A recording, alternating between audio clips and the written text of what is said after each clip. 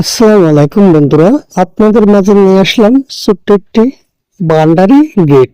এই গেটটি ব্যবহার করানো হয় বাগানের জন্য এবং বাড়ির আউটসাইডের জন্য, কিন্তু খোলামেলা সব কিছু দেখার জন্য। অবশ্য আপনারা এই গেট কিন্তু তৈরি করানো হয়েছে, চারিদিকে ফ্রেম ব্যবহার করা হয়েছে, দেড় অ্যাঙ্গেল, 200টা।